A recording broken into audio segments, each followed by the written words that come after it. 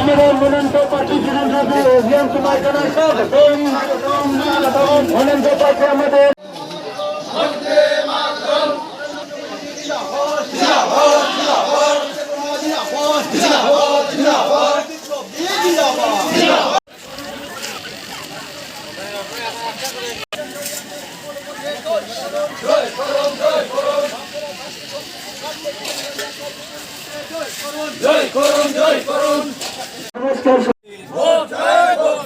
আসন্ন এডিসির নির্বাচনে তা চিহ্নে ভোট দিন।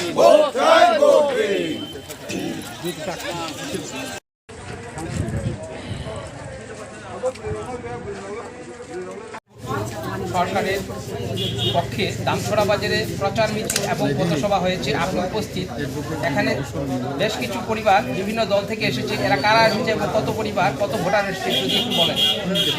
ধন্যবাদ আমাদের সোশ্যাল মিডিয়াকে। আজকে আমাদের দামছড়া বাজারে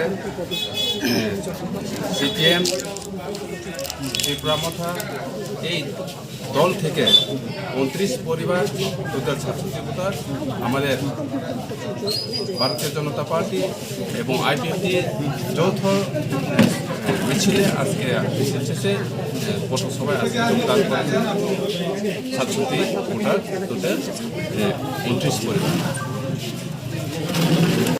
বিজেপি আইপিএফটি রাজ্য সরকার, আমরা জোট সরকার এদেশেও গড়তে চাই।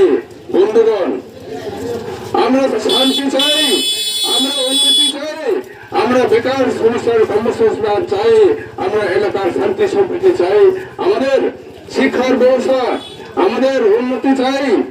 যার জন্য আমরা এই এদেশে এলাকায় আমরা বিজেপি আইপিএফটি যৌথভাবে সাথে আমরা একত্রিত হয়ে এই জনগণের স্বার্থে আমরা আগামী দিনে আমাদের উন্নয়নের সাথে কাজ করার জন্য আমাদেরকে এই দামছড়া কেন্দ্রে আমাকে জোট প্রার্থী হিসাবে নির্বাচিত করা হয়েছে এবং 2 নম্বর 3 নম্বর মাসমারা 10 কাঞ্চনপুর এই দুইটি আসনকে ভারতীয় জনতা পার্টি